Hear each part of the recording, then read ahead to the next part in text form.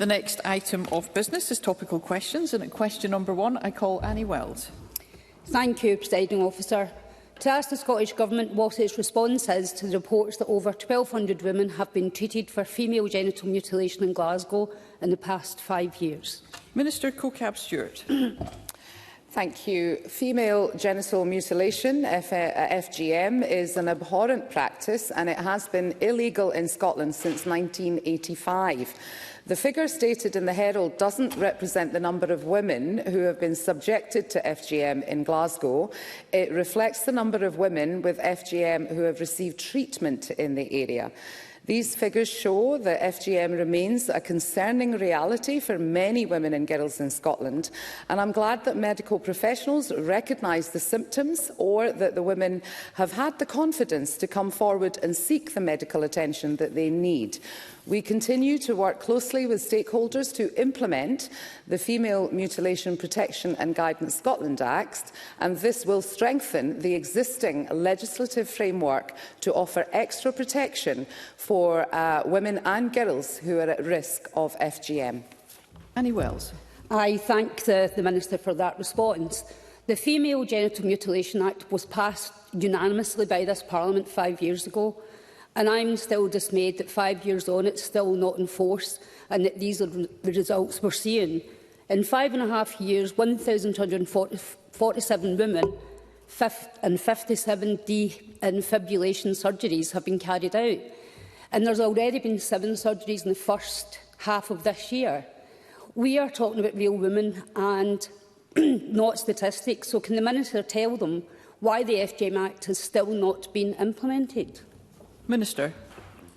I thank Annie Wells for that really important question and to give me the opportunity to reiterate the concern that I have, and that these are women and girls and not statistic. So I want to stress that this government is resolute in its commitment to the implementation of the FGM 2020 Act. Now, successful implementation requires coordinated action from multiple stakeholders, including local authorities, health boards, justice agencies and specialist services. These organisations need time to develop processes, train their staff and ensure that the resources are in place to meet statutory duties.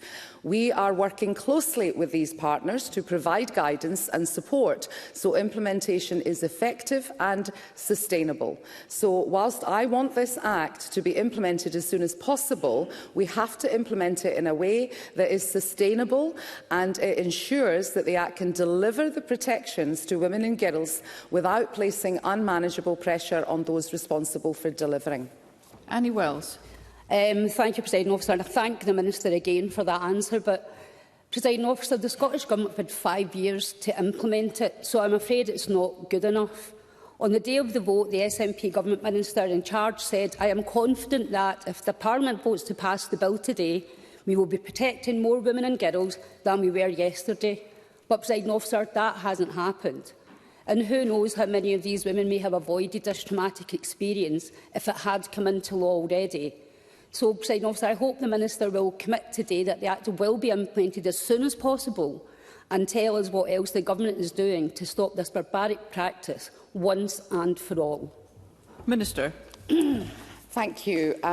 Yes, so this Act will allow courts to impose new FGM protection orders to safeguard individuals. So our court, the protection orders are now sitting with the courts. That was in November 2025. Officials sent over civil court rules proposal paper to the SCJC, and we are awaiting to hear when the paper will be considered by the Council. Regarding criminal court rules, officials are sending over rules proposal paper to the CCRC in early 2026. With regards to the statutory guidance, a revised draft of the guidance will be sent to relevant stakeholders such as specialist organisations, further health and child protection colleagues and internal colleagues for review in December, so this month. Audrey Nicholl. Thank you, Presiding Officer. And I agree with Annie Wells. female genital mutilation is a completely barbaric practice. So I do welcome the Scottish Government's continued work to understand the legal and technical changes that are required for the implementation of the FGM Act. So during this year's 16 days of activism, can the Minister tell us a bit more about the measures that the Scottish Government is taking to ensure that legal protections for violence relating to women and girls are strengthened? Minister. Thank you for that. And again, I will join with both of my colleagues here to stress that this government is resolute in its commitment to implementation of the FGM 2020 Act. And as I said, it does require a coordinated approach. We are on track with the timeline that we set earlier this year. The first draft of the statutory guidance has been completed. Civil Court rule proposals have been submitted to the Scottish Civil Justice Committee, and we continue that work with stakeholders on all aspects of the implementation. And I want to make sure that we can deliver the protections that members have mentioned to women and girls as intended, without placing unmanageable pressure on those responsible. Katie Clark. It is very concerning that the legislation passed by this Parliament 5 years ago to give extra protection for women and girls from genital mutilation remains unimplemented. This failure has directly impacted women and girls in Scotland, including the more than 1,200 who have been treated for genital mutilation in Glasgow over the last 5 years. Will the Minister commit to meeting with all of the front benches so that we can discuss how we ensure the implementation of this legislation happens before this parliamentary session ends? And can she not accept that if this is the timetable, it's completely unacceptable? Minister. I am happy to agree to meet with any members who are interested in pursuing this at your convenience. Thank you. Sharon Dowie. Thank you, Presiding Officer. These figures from Glasgow alone are shocking. 1,247 women treated for FGM in just 5.5 years, including 57 defibrillation surgeries and already 7 more this year. But Glasgow is only one health board. Women across Scotland are affected by this. So can the Minister tell Parliament how many women have required FGM treatment nationally over the same period and whether this is rising? Minister. I'm afraid I don't have those figures to hand, but I will take the opportunity to reiterate that the article misleadingly suggests that 1,200 women were subjected to FGM in Glasgow. This figure represents those who were receiving treatment for FGM in NHS Greater Glasgow and Clyde between 2019 and June 2025.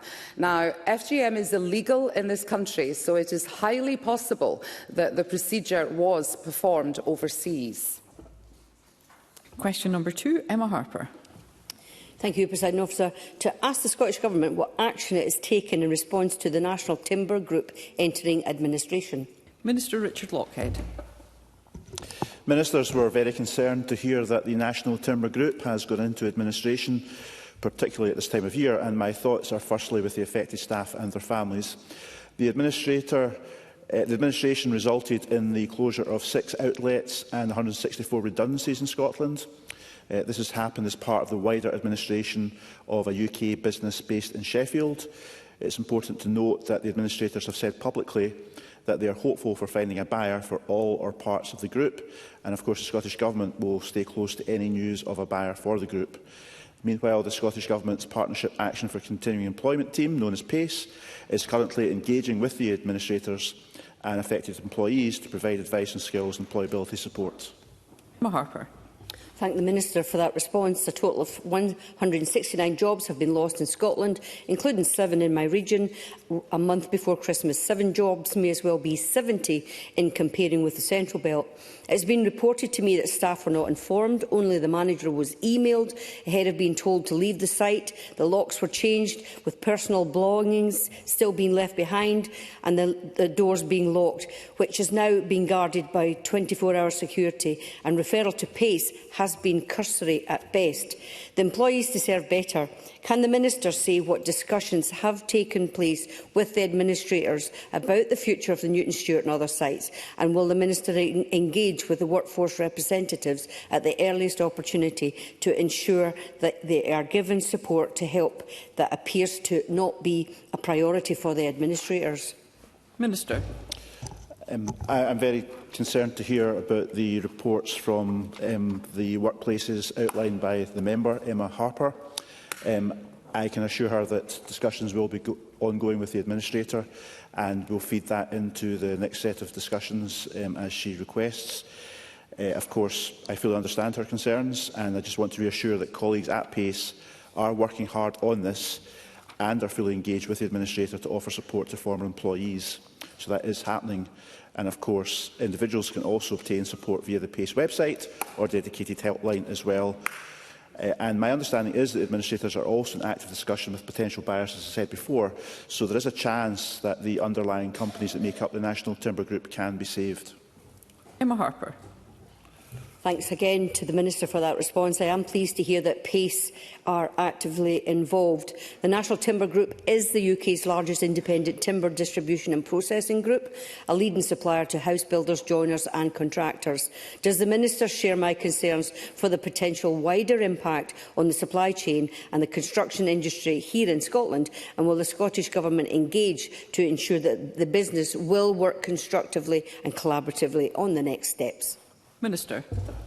Thank you. I'm happy to keep the member up to date as we go forward. And of course, in terms of the background of the 13 outlets closed in recent days, 6 are in Scotland, as we're discussing just now, including Dumbarton, Forfar, Newton Stewart, Stirling, Hawkhill in Edinburgh and Anniesland in Glasgow. I should just say, of course, that Scottish forestry officials in the Scottish Government are currently engaging with the Scottish Forest and Woodland-based Industries Leadership Group to get a fuller understanding of National Timber Group suppliers and the potential impact as referred to as potential issues by Emma Harper. And again, I'm happy to keep the member up to date with that. Thank you. Question number 3, Martin Whitfield. I'm grateful, Presiding Officer, to ask the Scottish Government what action it is taking in response to reports that private residential childcare providers are making an estimated £10 million a year in profit from publicly funded contracts. Minister Natalie Donanis. There is no place for profiting in how Scotland cares for its children, which is why we are legislating to limit the ability to generate and retain profit while providing residential care. The provisions in the Children Care Experience and Services Planning Scotland Bill strikes a balance between reducing excessive profit in residential childcare while ensuring vital services for children are maintained.